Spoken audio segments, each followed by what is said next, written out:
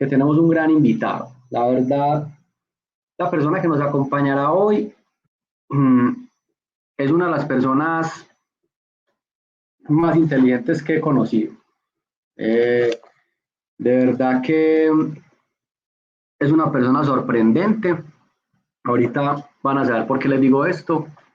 Y quiero pues darle como la bienvenida a mi amigo Lorenzo, que nuestro director nos lo compartan la pantalla, ahí lo pueden ver, nuestro gran amigo y hermano Lorenzo Velázquez. ¿Quién es Lorenzo Velázquez? Como les decía, es una persona que admiro demasiado, que quiero muchísimo, de una de las personas de verdad más inteligentes que he conocido en mi corta vida y en mi juventud. ¿Quién es Lorenzo Velázquez? Lorenzo Velázquez es experto en ciencias humanísticas del Centro de Estudios Superiores de Salamanca, España. Él obtuvo el pregrado en filosofía del Ateneo Regina Apostolorum de Roma, Italia, magíster en estudios políticos y relaciones internacionales de la Pontificia Bolivariana de Medellín. Ha trabajado como gerente comercial de empresas ligadas a la distribución y el consumo masivo. Se ha desempeñado en cargos enfocados en el desarrollo de negocios e innovación empresarial. Sus campos de especialización son los canales de distribución, estrategias, pricing, innovación y cadena de suministro. En la actualidad se desempeña como director de conocimiento y transformación de Inexmoa. Con esta hoja de vida, con esta pequeña introducción, le doy la bienvenida y te agradezco, amigo Lorenzo Velázquez, por estar conmigo en este espacio esta noche. Lucas, muchas gracias por invitarme. Sabes que siempre estoy feliz de poder colaborar contigo en esta misión que tienes y de tu visión como concejal de la ciudad. Es un placer estar contigo. Sé que has liderado dentro de la ciudad de Envigado y el municipio de Envigado todo lo que tiene que ver con el fortalecimiento empresarial, el empleo joven, el emprendimiento, todo lo que tiene que ver con los temas ambientales. Y yo creo que esto nos une mucho y gracias por invitarme. No, muchas gracias a usted, mi hermano. La verdad, es un tema muy importante y lo tocamos desde campaña. Nosotros tenemos esas tres líneas de trabajo, donde es el desarrollo económico, el medio ambiente y la familia como eje fundamental. Y esta pandemia nos permitió vivir, de verdad que nos exigió muchísimo y nos puso unos retos en cuanto a la activación económica, en cuanto a esperar, en cuanto a soportar, eh, en poder también llegar a innovar. Entonces fueron unos retos muy grandes que hoy estamos de alguna manera tratando de ver ciertas luces. Y yo quiero empezar, Lorenzo, con esta pregunta, y es que nos cuentes desde tu experiencia y conocimiento, cómo puedes ver que el día de ayer eh, podamos escuchar ya de una reactivación económica de manera gradual, que es nuestro tema de la noche, la activación económica. Cuéntanos qué opinas de esto. Bueno, yo creo que es muy importante. Siento que se ha demorado y lo voy a decir. ¿Por qué lo voy a decir? ¿Cierto? Entendiendo que tenemos que tener un equilibrio entre la seguridad, la bioseguridad, la salud de las personas y la economía. Entonces quiero poner como unos pilares sobre esta conversación que vamos a tener. Lo primero es remitirnos a las cifras del Fondo Monetario Internacional, el cual preveía que no íbamos a tener unas cuarentenas tan largas. Obviamente se habían hecho las proyecciones con respecto a lo que había sucedido en otros países, en otras latitudes, los países del norte de Europa, algunos países de Asia. Digamos que la cuarentena aquí realmente tomó mucho más tiempo y sobre todo que se hicieron estos cierres parciales o lo que llamamos el efecto acordeón, donde muchas veces en teoría se abría la economía, pero los fines de semana donde se mueve un gran flujo de capitales a través del comercio y otro tipo de actividades permanecían cerradas y esto hacía pues que la economía decreciera. En el Fondo Monetario Internacional, con una cuarentena tan larga, se tenían unas proyecciones de una reducción del PIB de alrededor de 6 puntos, se hablaba entre 5 puntos y 6 puntos del PIB, para empezar algo que se llama el efecto rebote. ¿Qué tenemos que entender aquí? Digamos que no tenemos una inflación muy grande, no pensamos que pueda existir todavía una recesión económica, es una posibilidad que se puede presentar, pero las proyecciones de crecimiento 2021 son interesantes. ¿Y por qué lo tenemos que separar? Cuando nosotros vemos esta crisis y las comparamos, por ejemplo, con las crisis del 2007 o la crisis inmobiliaria, o con otras crisis, por ejemplo, las crisis del 29 no son crisis paralelas. ¿Por qué? Porque por un lado teníamos un recalentamiento de la economía, teníamos unas burbujas inmobiliarias y aquí lo que tenemos es una para y cierre de otros sectores que hacen que unos crezcan y otros disminuyan. Por eso es que cuando uno ve las noticias, por ejemplo, en Fox Business o en CNN o en Forbes, también lo puede ver que no se explican por qué algunos sectores de la economía estén tan mal, pero el Nasdaq esté en sus cifras históricas en bolsa. Y esto implica que en esta pandemia tenemos perdedores, pero también tenemos ganadores. Entonces es importante entender el contexto de la importancia de lo que estamos viviendo. Ahora bien, ¿por qué empieza a ser entonces importante la apertura y la reactivación? Porque de acuerdo a la apertura que tengamos es lo que podemos esperar en la disminución del PIB. Tenemos que decirle a todos y entender que realmente el sector público o el gobierno no genera riqueza. La riqueza la generan las personas que son empleados y que son empleados de un emprendimiento o de una empresa grande. Ellos son los verdaderos generadores de riqueza.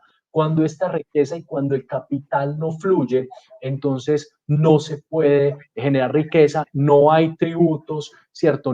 Ahí empezamos a tener déficit fiscal, no hay contratación pública y no hay dinamización de la economía. Entonces celebramos esto. Ahora bien, ¿cómo nos demoramos un poco más? Aquí pues no puedo mostrar las cifras y las gráficas, pero lo que creemos es que entre más nos demoremos y si la gente no se cuida de manera pertinente, entonces la caída del PIB puede ser mayor y el efecto rebote también, el crecimiento podría ser mayor. Pero ¿qué tenemos que tratar de hacer? Es poder cuidarnos de manera integral, pero sin que la economía se paralice. Otra cosa importante de celebrar estas medidas en materia económica y es que tenemos que entender y voy a hablar un poquito de teoría del Estado, que el Estado se basa en dos pilares, ¿cierto? Voy a citar a un intelectual que se llama Charles Tilly y se basa en dos cosas, en capital y coerción. Esas son las bases del Estado. Por un lado, el capital, que haya flujo de capital para que de alguna manera se pueda generar riqueza y para que la gente pueda ser independiente, pueda innovar y pueda resolver las necesidades del ser humano. Eso es lo que hacen las empresas y los emprendimientos, resolver necesidades del ser humano. Y por otro lado, la coerción, que es el control del Estado, del monopolio de la violencia y la justicia. Ahora bien, cuando el capital deja de fluir, ¿cierto? ¿Qué es lo que empieza a suceder? Que empieza a generarse una desintegración social. Esa desintegración social primero se manifiesta a través de la falta de empleo, eso puede generar protestas, eso empieza a generar focos de pobreza y eso también de alguna manera conduce al estancamiento del Estado. Obviamente, pues estamos muy lejos todavía de esto, pero si uno sigue con este tipo de cuarentenas y evita que el capital fluya, lo que hace es que está atacando al Estado. Por eso es muy importante que tengamos un equilibrio y llamar a la gente a la prudencia. Y es que algunos dicen que el que prioriza la economía, entonces le importa más el dinero que la vida. O algunos dicen no, es que tenemos que priorizar la vida y entonces no nos importa la economía. Yo pienso que tenemos que salir de esos dilemas un poco simplistas o esas posiciones que realmente dicen o esto o aquello, es entender que la economía hace parte de la salud. Bueno, te intento interrumpir ahí con algo y tú decías, obviamente el escenario es, si se estanca la economía en un sector, pues esto es una cadena, el Estado depende de los impuestos y de los tributos y de las actividades que hace cada individuo y obviamente si cada individuo empieza a verse afectado, pues todo se va a ver afectado. No podemos vivir dependiendo siempre de un subsidio, pues no va a dar ninguno de los dos lados va a tener la capacidad de aguantar. Pero hay un tema muy importante, y vos lo decías ahí, Lorenzo, y es que íbamos a llegar a unos escenarios de inseguridad, de protestas, pues porque la gente ya no iba a aguantar el tema económico. Yo creo que no hemos llegado a esa parte, pero sí hemos vivido incrementos en la inseguridad, pero con tipos diferentes de hurtos. Y yo soy uno de los que he dicho, muchas empresas se han reinventado y la delincuencia hace lo mismo. O sea, la gente no sale de sus hogares y entonces los delincuentes están yendo a sus hogares. Por ejemplo, aquí hemos vivido ese tipo de hurtos donde en apartamentos de primer piso dejan una ventana abierta, entran, les echan algo para que sigan durmiendo, un gas, y se llevan cosas del apartamento. Entonces, también esto coge por todos los sectores. Es importante la lectura que hiciste ahorita porque hay unos sectores que la pandemia fue muy positiva porque económicamente les fue muy bien, pero también existen aquellos que empezaron a vivir de un imaginario, de una ilusión, en los que llegó la pandemia y encargaron contenedores de tapabocas, de alcohol, de antibacteriales, y se quedaron con ellos porque todo el mundo pensó en lo mismo. Y tengo varios amigos que lo hicieron y la verdad veían eso como la oportunidad. Entonces también se vivieron y se ha vivido durante toda esta pandemia eso, el que tenía sus ahorros y lo vio como una oportunidad, o el que simplemente no tenía sino lo necesario y le tocó cerrar, o aquella idea de negocio que llevaba una semana con un local arrendado y le tocó cerrar. Entonces, son muchas variables las que entran acá y hay que tocar algo, Lorenzo, y es que la reactivación como parte, en cabeza desde el alcalde de Medellín, pero de manera articulada con los 10 alcaldes, eh, yo lo he dicho siempre y por eso he sido un abanderado de la apertura de manera gradual y responsable del comercio. Por eso he dicho y me he abanderado el tema de que nosotros debemos devolver a nuestros templos, a la Eucaristía, de manera responsable. O sea, a nosotros nos cambió la vida y hay que entender cómo tenemos que vivir con una nueva vida. Entonces, ese tema que tocabas ahorita, Lorenzo, es muy importante porque el alcalde lo que hizo fue activemos la economía, nos vamos a reventar todos. Han salido una cantidad de memes que dicen que en Colombia llegó la cuarentena en el que pase lo que tenga que pasar porque ya no sabemos qué más hacer, pero también es un riesgo el verlo de una manera muy olímpica, muy deportiva. El virus sigue en nuestro ambiente y yo creo que nosotros lo que tenemos es que adaptarnos a una nueva forma de trabajar y de vivir. Es ahí donde el reto entra, Lorenzo, y ahí voy con esa pregunta.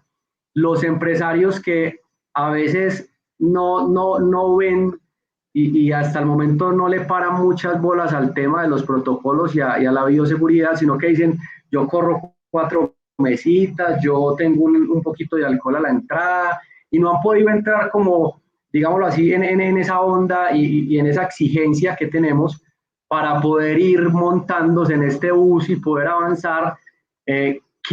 ¿Cómo tenemos que ver nosotros y qué le tenemos que decir a esas personas? Porque esto no es temporal. ¿Y qué proyecciones tenés vos de que hasta qué momento nos podemos ir nosotros así, Lorenzo?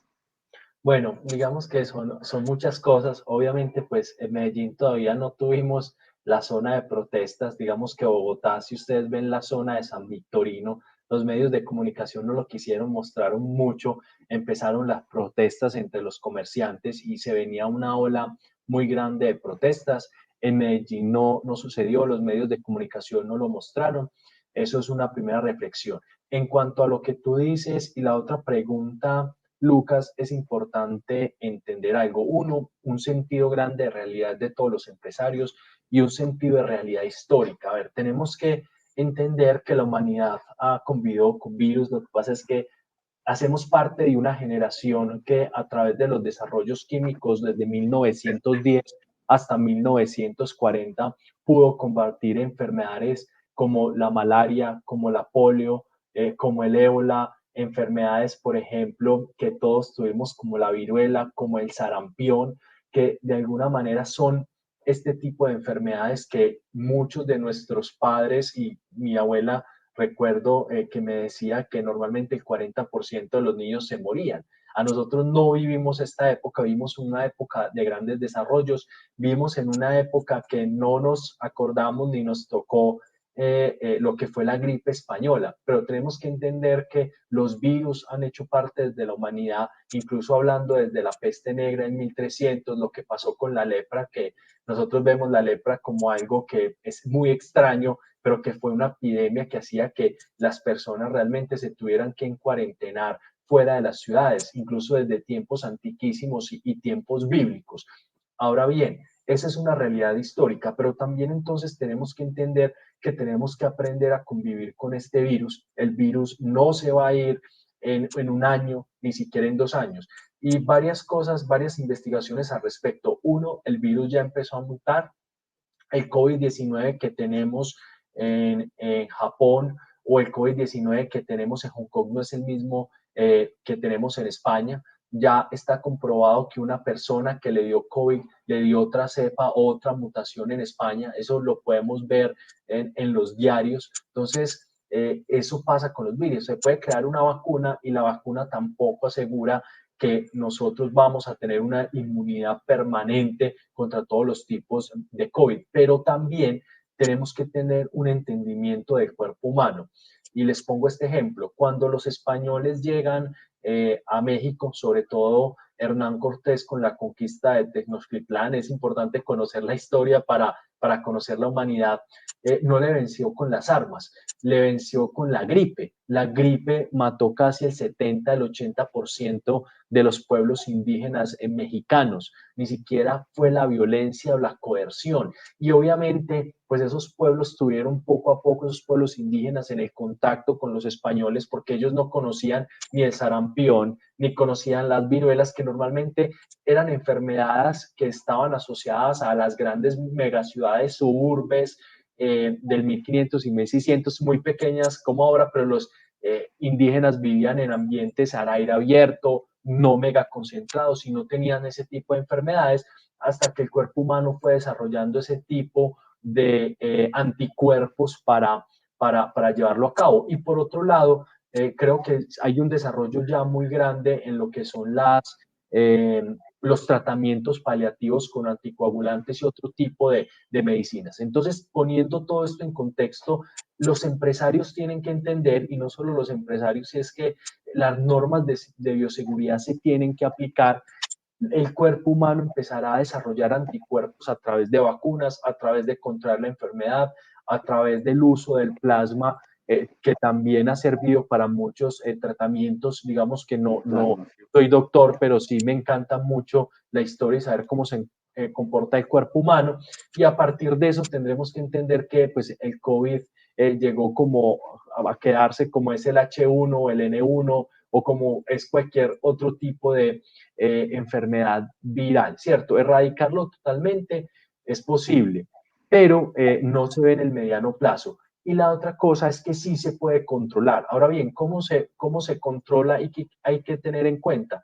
No solamente es el cumplimiento de los protocolos, es una parte muy importante, y es que sabemos cómo se transmite, y si nosotros pues controlamos la transmisión del virus, pues vamos a poder tener empresas más prósperas, porque pues decirle a los empresarios que si alguien tiene COVID en la empresa, es posible que toda esa persona que tuvo contacto en esa empresa al otro día no pueda trabajar y se disminuye la productividad. Entonces es muy importante tomarlo con mucha seriedad. Y la otra cosa que es muy importante es la información, es decir, el manejo de la información. Ahí tiene que ver pues ya más como unas políticas públicas de tener las muestras, poder que las EPS hagan las muestras correspondientes, que la gente se empiece a testear, pero que también todas las personas se puedan cuidar y cumplir los protocolos. Es importante también no vivir en el miedo, es decir, tenemos que acostumbrarnos a esta realidad. La humanidad ha pasado por estos estadios muy complejos y nos tocó a nuestra generación y nos toca sacar lo mejor de nosotros para afrontar esto con alegría, con confianza, sin temor, pero con responsabilidad. Algo muy claro ahí, sin miedo. Loro, tenemos unas preguntas que nos están haciendo en nuestras redes sociales. Lina López nos dice, Lorenzo, ¿qué nos aconsejas para hacer perdurables en el tiempo los emprendimientos de bioseguridad? Yo creo que estos emprendimientos, pues habría que hacer un poquito de prospectiva. Estos emprendimientos de bioseguridad empiezan sobre todo como una oportunidad, como lo decía Lucas, y una oportunidad para generar flujo de caja. En el caso del sector de la moda, por ejemplo, todos se volcaron a hacer prendas de bioseguridad, tapabocas. Los importadores de productos que normalmente vendían juguetes o licores por la ley seca, se dijeron, venga, vamos a traer, tenemos que traer algo de la China, ¿cierto? Y los comerciantes traigamos este tipo de productos. Ahora bien, tenemos que entender que es un negocio de oportunidad. Ahora bien, ¿significa esto que estos negocios van a desaparecer? Yo pienso que estos negocios tienen que empezar a migrar, se tienen que sofisticar, pienso que se tienen que pasar a la servitización, ¿cierto? Y creo que la bioseguridad siempre ha estado allí. Lo que pasa es que nunca era tan fehaciente. Y la bioseguridad va más allá del COVID.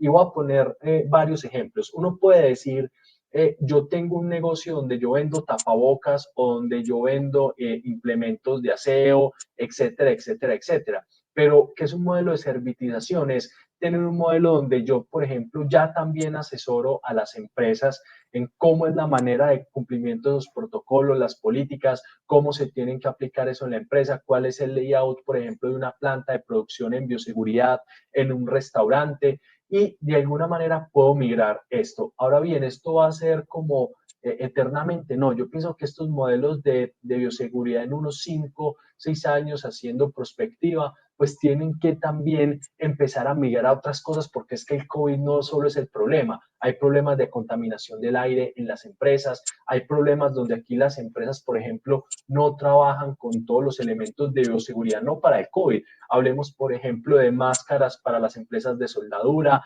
O sea, tenemos que entender que la seguridad es un proceso fundamental en el mundo empresarial y que tenemos que ir más allá de COVID. Creo que hay muchas maneras de migrar estos negocios, pero también entender que si no hacemos esta migración, no es que toda la vida vamos a vender tapabocas, posiblemente nos acompañarán ya 2, 3, 4, 5 años, pero ese modelo hay que migrarlo, hay que sofisticarlo. Lorenzo, ¿crees que son tantos años con tapabocas? Yo, yo qué estoy pensando, yo creo que va a llegar un proceso de vacunación y un proceso de tratamiento, ¿cierto? Yo pienso que lo más seguro es que los tapabocas vayan hasta el final de 2021. En algunos países de Europa es extraño porque no sé si han visto los memes en la OMS en París, donde uno ve pues que está la OMS y la gente ahorita en el verano ahí tirados en la manga sin el tapabocas. En algunos países y ya por ciudades son obligatorios, en otras ciudades no son obligatorios. Digamos que con esto hay mucho caos. ¿Qué es importante entender de las epidemias? Es que las epidemias siempre tienen brotes y rebrotes. Eso pasó con la peste bubónica o lo que conocemos como la peste negra. Se iba por 15 años y volvía. Eso va a depender mucho de las normas. Entonces yo creo que el tapabocas va a ser un elemento que se va a quedar por un tiempo, no sé si a nivel de ciudades, pero a nivel de viajes internacionales, hasta que no de alguna manera se tengan más estudios del COVID, de las mutaciones del COVID. Yo creo que los viajes internacionales va a ser con tapabocas por mucho tiempo. Entonces yo creo que sí vino para quedarse. Ahora bien, 1 año, 2 años, 3 años, estamos especulando, pero pensaría uno que sí. Y tenemos que entender en países asiáticos, no sé, por ejemplo, pensemos antes del COVID, los que hemos tenido la oportunidad de viajar a Asia, viajar a todos estos países, era muy normal que usted viajara a Asia y viese a las personas con tapabocas antes del COVID. Y los occidentales decían, pero ¿por qué hacen esto? Y lo hacían por dos razones. Uno, por temas de contaminación, dos, por el tema de SARS y tres, por el tema de lo que llamamos las gripes estacionales. Les voy a poner un ejemplo. A nosotros es difícil concebir esto. Cuando yo tuve la oportunidad de estar en Europa en febrero en un viaje a Alemania y les pregunté si tenían miedo del COVID, y los alemanes me miraron y me dijeron como, miedo del COVID, ¿por qué? Yo, es que está muriendo gente por esto. Y me dijeron, la gripe estacional en Alemania mata 40.000 personas al año.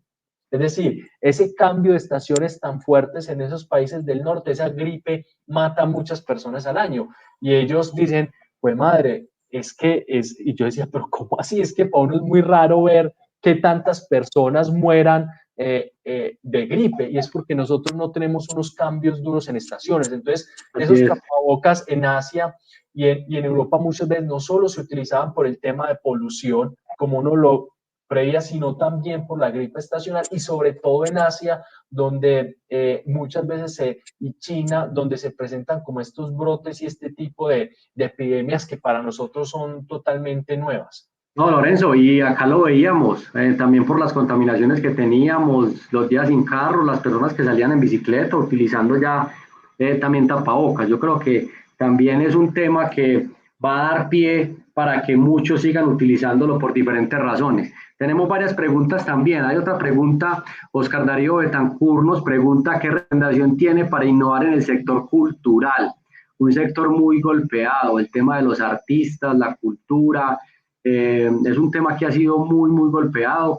¿Qué tenés, qué ideas para innovar en ese sector, Lorenzo?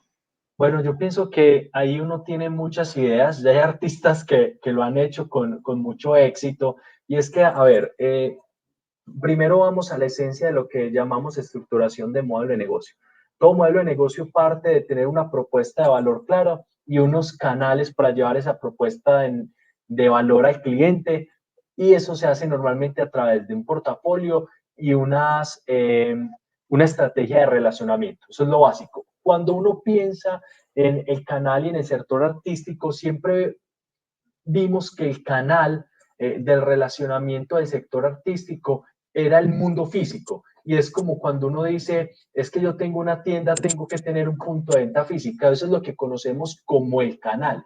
Es el formato o el medio por el cual yo llevo ese portafolio, esa propuesta de valor al cliente. Listo, eso es básico. Ahora bien, ¿qué le ha faltado al sector artístico? Y es que muchas veces nunca habían pensado más allá del canal, es decir, nunca pensamos cómo más se podía hacer un concierto, así como cómo más se puede generar una venta, por qué tipo de canales. Yo creo que aquí es muy importante para el sector artístico es pensar cuál es el canal para llevar el arte, es decir, el arte se tiene que llevar de manera física. Ahí vemos los conciertos virtuales, algunos de fácil monetización, otros de difícil monetización. Ahí el tema también de trabajar en las estrategias de monetización empiezan a ser muy importantes.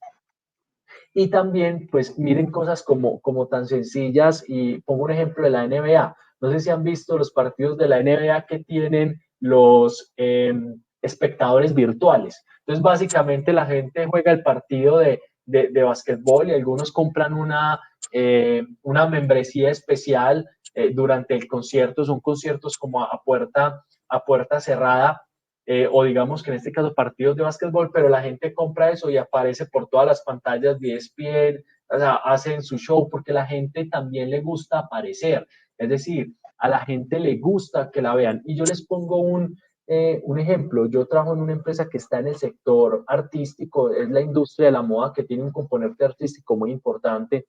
Cuando nosotros decidimos hacer Colombia Moda Digital, la gente nos dijo, están locos, uno cómo hace una red de negocio con más de 15.000 compradores, más de 40.000 visitantes, pasarelas puestas en escena de manera virtual. ¿Cómo se hace eso? Logramos hacer eso, logramos monetizar, logramos también poder tener estas pasarelas virtuales, las transmitimos a través de nuestra plataforma, algunas también las transmitimos a través de los canales oficiales, pudimos conectar a las marcas, y es una manera diferente de hacer las cosas. Y yo creo que también hay que pensar más allá de la transmisión vía streaming y pensar también en innovación en términos de canales y en términos de relacionamiento, y empezar a entender, venga, la gente cuando me compra un concierto, a ver, la gente que realmente me está comprando, qué experiencia me está comprando, y aquí la generación de contenido se vuelve importante. Los tutoriales, por ejemplo, muchos músicos se dedicaron a hacer tutoriales de cómo tocar su música. Hay muchas formas de hacerlo. Pero ahí hay un tema importante y lo estás tocando en el sector cultural, pero yo también aquí quiero hablar de todo el sector empresarial, de las diferentes áreas. Definitivamente esto nos llevó de manera obligatoria a empezar a manejar la virtualidad, a tener las reuniones, a tener estos programas de manera virtual, que en otras condiciones lo podíamos estar haciendo de manera presencial en un espacio abierto, pero que nos va llevando a estas condiciones. El empresario y los más afectados han sido pequeñas y medianas empresas donde no han tenido ese capital que sea el respaldo para poder sostener esos momentos tan difíciles. Pero la pregunta, Lorenzo, el vender no es solamente vender en Instagram o vender en Facebook. Realmente nosotros sí estábamos preparados para poder comercializar de manera digital y qué recomendaciones le das a estos microempresarios, a los que tienen la idea de negocio, de qué es lo que realmente puede ser efectivo para ellos.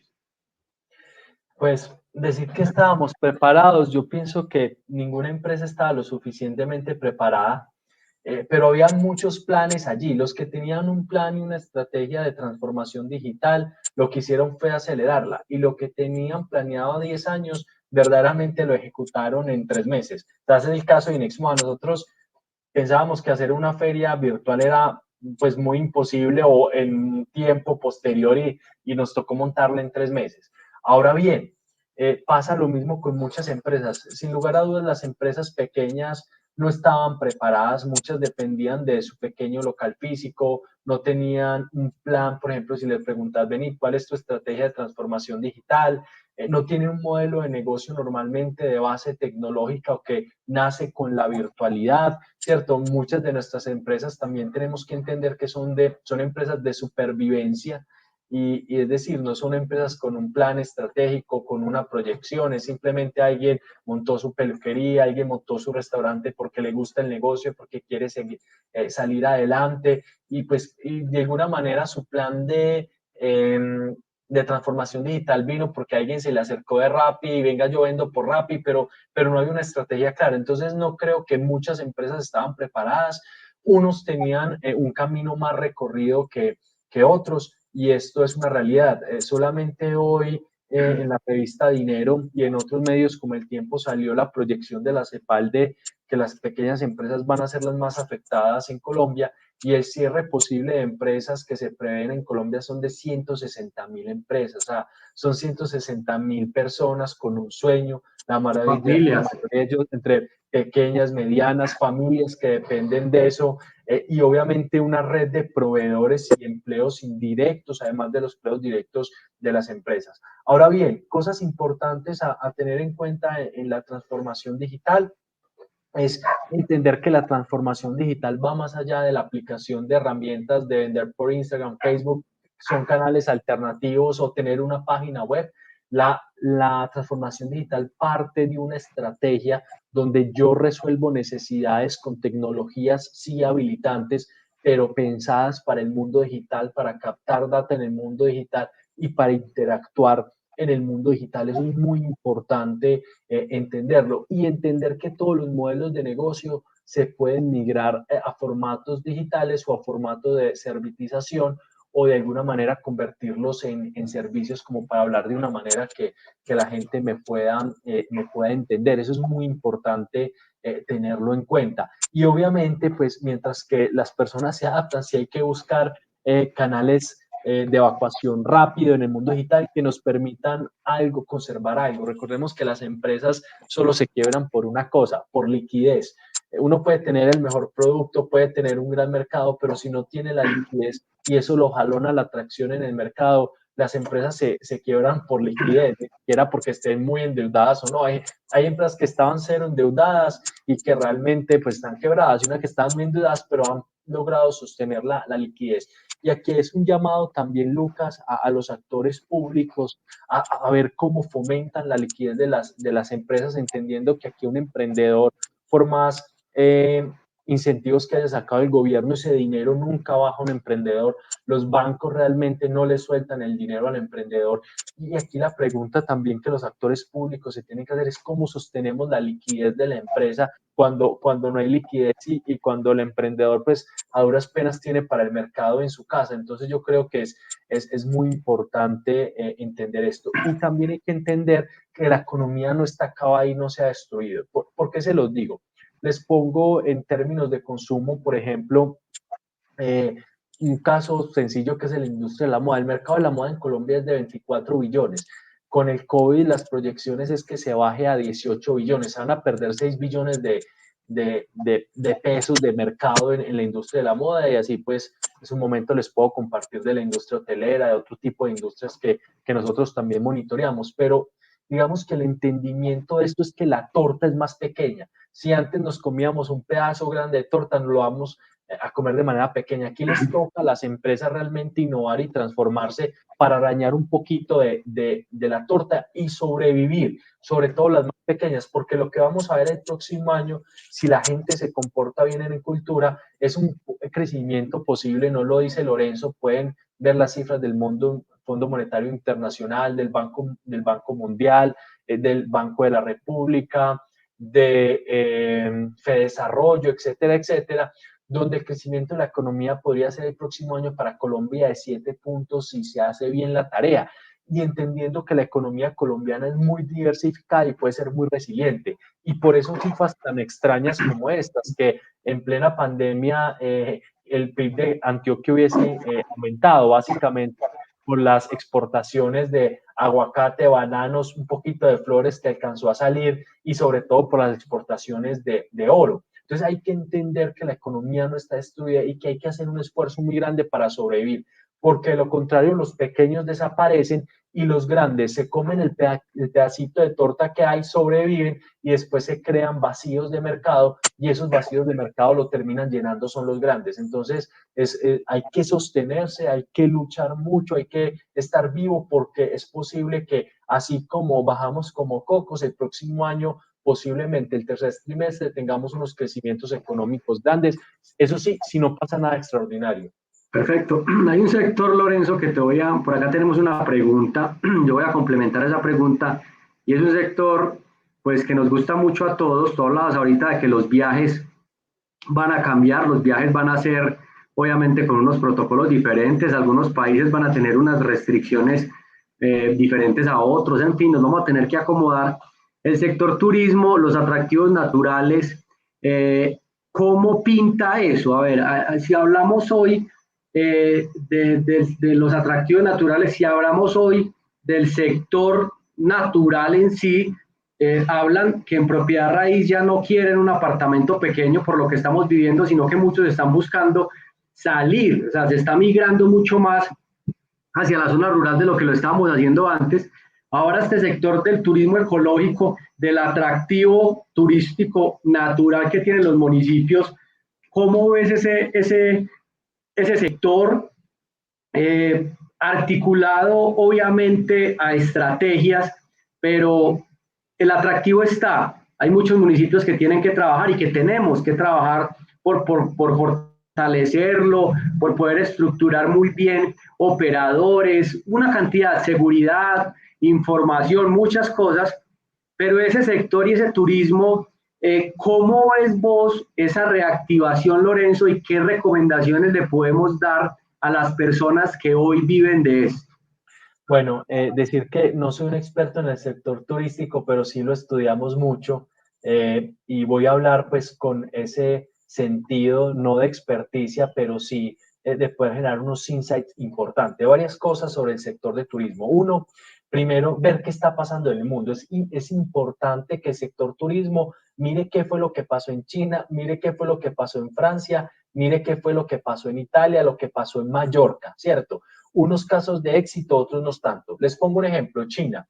Los chinos y sobre todo los que gastaban y tenían más dinero, recordemos que los chinos son los grandes compradores de lujo de Europa, desde Italia a Francia, porque pues es el país que más nuevos billonarios genera y que normalmente pues tiene un crecimiento de la clase media enorme, que es la que empieza a bajar, viajar, a tomar aviones. Como obviamente por la pandemia, por la cuarentena y por lo que pasó en Europa, pasa algo muy interesante. Aquí viene una oportunidad, un insight interesante. Es que la gente estaba realmente mamada y aburrida de estar encerrada. Y pensemos que en China estar encerrado es encerrado, porque es que no te meten en una cárcel o te deja morir el gobierno. O sea, estamos hablando de un capitalismo burocrático, un comunismo muy asfixiante. ¿Qué fue lo que sucedió? Y aquí la invitación, se crearon portafolios de turismo de viajes a China. Y en China la gente decía, el chino no conoce a China. Y yo creo que eso pasa en Colombia. Por ejemplo, los portafolios turísticos que tenemos que desarrollar tienen que estar muy integrados con lo que está pasando en los territorios. Alguien decía aquí que sí era importante el turismo ecológico, va a ser muy importante, mientras que nosotros aprendemos a coger un avión internacional, que tenemos la tranquilidad de tomarnos un avión de 12 horas a España, primero que nos van a dejar entrar porque tenemos prácticamente una circular súper roja si usted viene de Colombia, y a muchos les están diciendo también, para los que tienen hostales para atender extranjeros, sobre todo esto pasa en Medellín, que los americanos, que son los principales visitantes, dicho por el buró en Medellín de los visitantes americanos, que no vengan a Colombia por el COVID, además por la situación de orden público. Tenemos que entender que tenemos que empezarle también a hablar al público local y que tenemos que generar unos portafolios para que la gente conozca locaciones cercanas. Hay que entender también que se van a activar mucho otra vez los viajes en carro. Les pongo un ejemplo al respecto. No sé si ustedes saben que muchas de las personas que hacen mucho, y me lo han contado, no viajan a Bogotá en carro hace más de 5, 7, 8 años, están viajando en carro y están saliendo. Entonces tenemos que entender que se va a reactivar ese tipo de turismo, el turismo en carro. Digamos que los buses van a tener como ciertas complicaciones.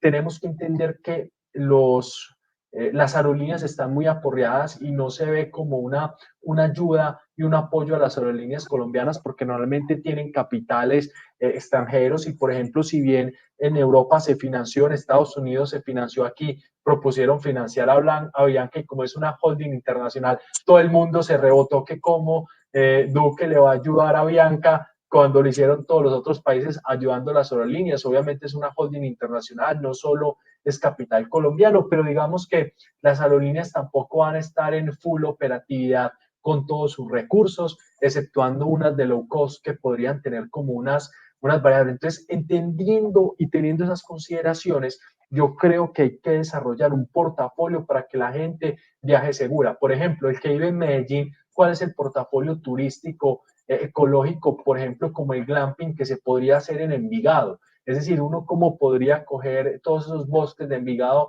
pedir los permisos pertinentes para promocionar el glamping, que es estar al aire libre. Yo creo que todos vamos a una finca y lo disfrutamos.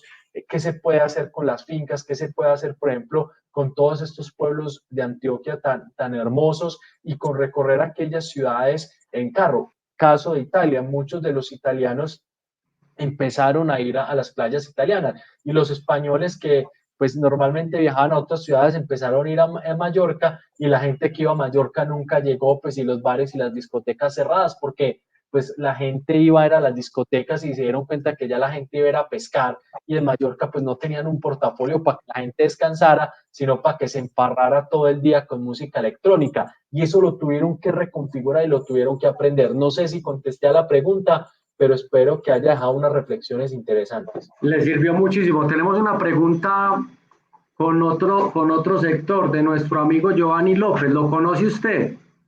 Ah, sí, claro, Giovanoto lo conocemos. ¿Cómo ser más eficiente en el sector del transporte de carga o cómo vender el transporte de carga por internet? Pregunta nuestro amigo Giovanotti López. Bueno, es una pregunta difícil, entendiendo pues que hay unos grandes gigantes, y conociendo a Giovanoto, que quiere un servicio de transporte. Lucas, por favor, ponga el teléfono para llevar cualquier menaje o cualquier Así carga es. siempre. Giovanni, pónganos Manuel, el teléfono por favor ahí. el que quiera llevar mercancía, trasteo, con Giovanoto. No, digamos que las plataformas lastimosamente no están popularizadas aquí en Colombia, sobre todo porque aquí hay unas restricciones, sobre todo con lo que llamamos los manifiestos de carga, que hay veces pueden ser muy complejos, pero digamos que hay ya ciertos emprendimientos que están creando esas plataformas para poder, así como tenemos los Uber o como tenemos los Rappi, conectar también la oferta y la demanda de carga, ¿cierto? Ya hay unas plataformas, el problema es que no están súper bien desarrollados. Ahora bien, yo creo que es muy importante lograr algo que se llama la integración de las plataformas B2B. ¿Qué significa esto? Es que normalmente todas las empresas de servicio, las áreas de compras de las empresas, sobre todo que necesitan que hagan un trasteo, todo eso es muy manual. Es decir, todo eso se hace a través de un WhatsApp o se toma un celular o las áreas de compras de las empresas llaman. Yo creo que aquí es muy Claro, el importante. teléfono, va a ser un paréntesis, el teléfono para cualquier trasteo, mudanza, Giovanni López Zapata, súper recomendado de toda la confianza, 310-437-3499. Pausa publicitaria. Continuemos, mi hermano Lorenzo. Me gusta, Lucas, que siempre estás promocionando los emprendimientos y eso me encanta.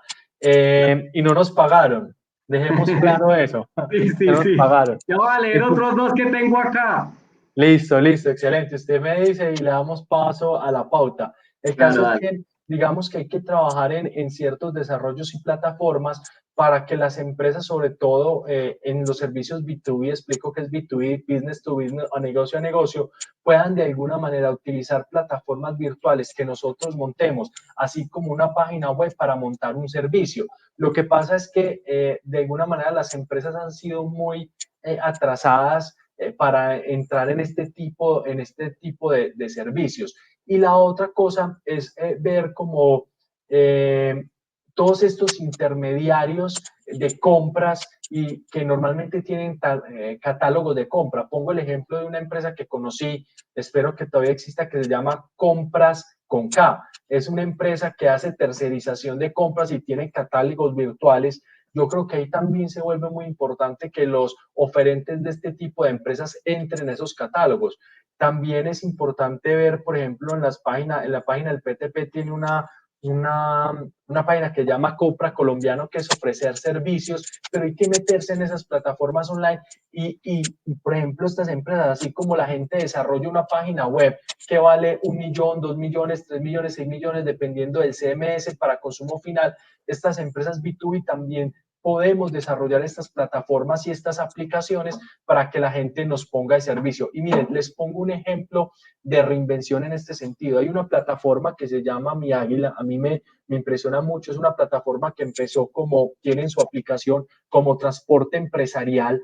Ahorita, por ejemplo, en la pandemia habilitaron todo el sistema de plataforma de carga, se llama Mi Águila, y como no había transporte empresarial para las personas, es como un Uber empresarial, ellos, por ejemplo, le montaron la página a D1 y uno puede pedir a través de la aplicación de Mi Águila D1, ellos van, te hacen el mercado y hablando con un conductor de estos, porque hice una compra a través de Mi Águila, me decía que si no fuera por eso se hubieran quebrado. Entonces habilitaron transportes de carga, la aplicación funciona muy bien y es ver uno también cómo se articula estos marketplaces de transporte para meterse en el tema de transformación digital. Excelente, Loro. Voy a leer unos mensajes. Vamos ya llegando al final de la noche. Voy a aprovechar para leer unos mensajes y, y para aprovecharte también con algunas preguntas.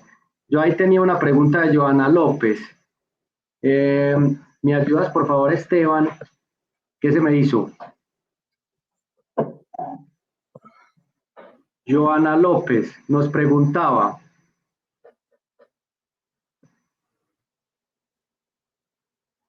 Ella es empresaria. Joana.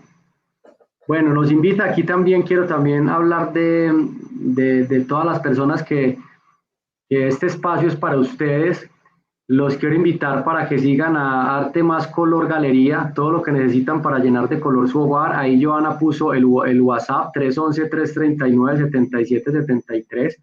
También teníamos otra persona que nos pedía algo antes. Bueno, Joana, aquí nos dice, ella es empresaria, se especializó en marketing digital.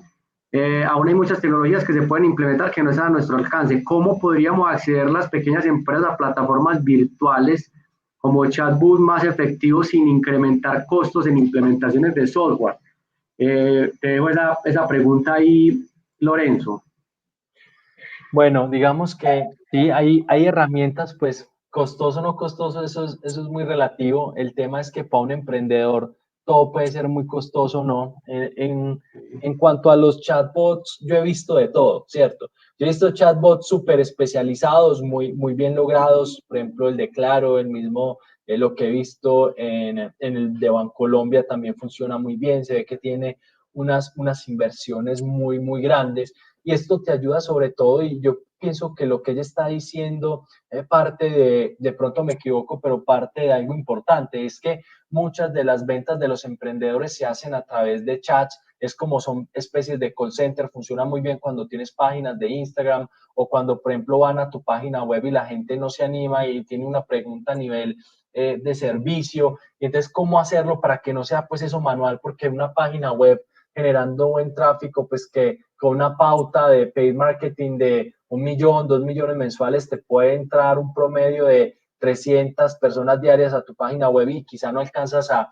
investigar. Entonces, poner en contexto posiblemente lo que está preguntando ella, pero pues yo lo que digo es que muchas veces ir a lo simple. Y cuando no tenemos la oportunidad de implementar estas herramientas de automatización, sí hay que afinar mucho el proceso, es decir, qué tipo de cliente atiendo, qué tipo de mensajes puedo utilizar a través de herramientas más como más configuradas, por ejemplo, a través de Facebook o a través de WhatsApp Business, o sea, qué cosas tengo como más predeterminadas de tal manera que pueda ayudarle a las personas a entregarle la información muy rápida. Y la otra cosa, crear piezas digitales que de pronto no creo un chatbot, pero puedo buscar una integración donde pueda mandar mensajes muy estandarizados. También me toca pagar eso para utilizar esos mensajes estandarizados de WhatsApp, donde yo a través de una diapositiva, un infográfico rápido, pueda decirle muy bien todo lo que necesita el consumidor con una pieza gráfica que haga un envío masivo a través de WhatsApp.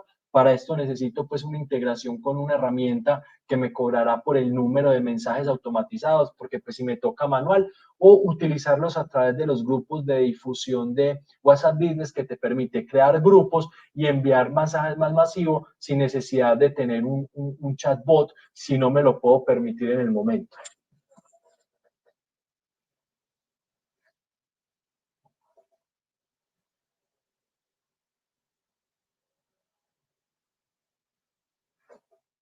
Lucas, no te escuché, tienes el micrófono apagado.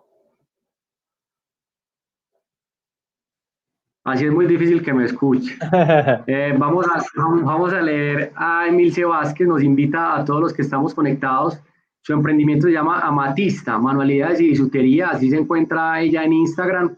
Se acerca el amor y la amistad para que nos acerquemos a los que amamos y le hagamos saber cuánto significan para nosotros. Entonces ahí encontraremos lindos detalles para que por favor la sigan a Emilce Vázquez. Lorenzo, ¿verdad? Hay unos comentarios muy bonitos, hermano. Te voy a leer algunos. Gracias a Lorenzo, gracias a Lucas por este espacio, que se repita este espacio, un tema muy importante para lo que estamos viviendo. Eh, por acá nos dice, bueno, Doris, ese es Lucas, muy bien, Dorisilla. Rubiela, todo muy bien, excelente. Lina Arboleda, que lo repitamos. Eh, ¿Quién más? John Pozo que la sacamos del estadio con este tema. De verdad que muy agradecido con vos, Lorenzo, hermano. Ha sido una noche. Martín Correas, guía de turismo, apoyando la Corporación Ecoturística Albayano. Ahí está su usuario en Instagram, martin.trips. Aquí apoyemos a Martín Correa. De verdad que muy contento porque se conectaron muchos empresarios, se conectaron muchas personas muy contentos con este tema, y yo creo que hay una conclusión, Lorenzo, y la saco yo. Yo creo que cada uno va a sacar su conclusión dependiendo de lo que está de pronto esperando de la charla.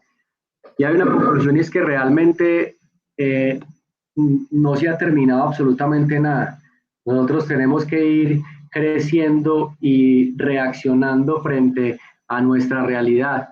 Hay que conocer cómo hacerlo, simplemente actuar sin miedo y trabajar sin miedo, con toda la confianza plena en Dios y leer muy bien, estar enterados del entorno para que nosotros podamos estar como con esa capacidad de reaccionar y poder resistir este reto, porque es un reto que así como puede llegar este COVID, puede llegar cualquier otro factor externo que nos exija y entre todos tenemos que irnos ayudando para que podamos crecer. Para eso es este espacio, para eso son estos espacios, para que tomemos notas de personas tan expertas en estos temas, una persona, por eso se los dije, yo sé que todos en la casa deben de estar diciendo, ah, sí fue verdad lo que dijo Lucas, vea, que Lorenzo es una lumbrera, ese muchacho pregúntele por lo que quiera y él le responde. Ahorita dijo, yo no soy experto, pero les digo, y dijo muchísimas cosas, como un experto. Entonces, Lorenzo, agradecerte en el alma por este espacio, por todo lo que nos has transmitido, por todo lo que nos has enseñado. De verdad, este reto y sé que hay mucha tela que cortar, tenemos mucho tema que profundizar. Hay muchos datos estadísticos de cómo nos hemos comportado, cuáles son los sectores más afectados, cuáles son las empresas más afectadas y cuáles son las proyecciones de las mismas. Hoy queríamos tocar esos ciertos tipsitos en algunos sectores, pero que también entendamos que hoy esta reactivación económica depende en gran porcentaje de nosotros mismos, de cada uno, de la responsabilidad con la que lo vivamos y que el empresario esté realmente comprometido con la causa.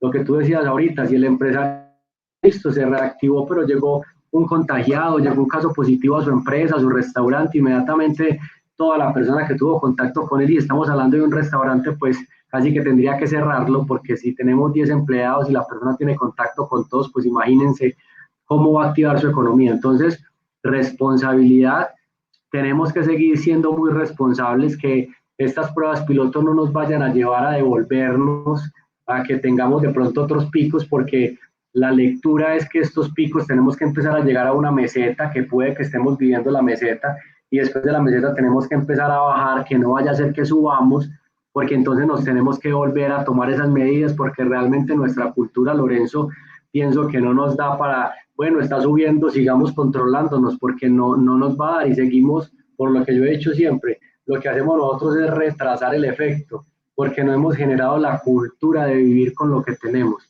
Entonces, vamos a vivir con esto, vamos a vivir con esta realidad, vamos a vivir sin miedo, vamos a vivir con esperanza. Siempre pensemos en que esa luz en el túnel nos va a llegar y que vamos saliendo fortalecidos de cada situación y teniendo la capacidad de reaccionar. Lorenzo, mi hermano, Dios te pague. Un abrazo grande, que el Señor te bendiga y que te siga dando esa sabiduría, mi hermanazo. Amén, muchas gracias y gracias a todos los que escucharon y por esta invitación.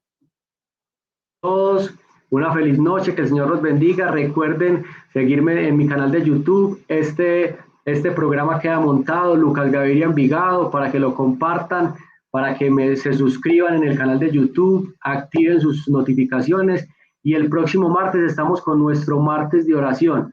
El tema que vamos a tocar es el amor, empezando este mes de septiembre hablando del amor. Así que los espero dentro de 8 días. Dios los bendiga. Muchas gracias a todos.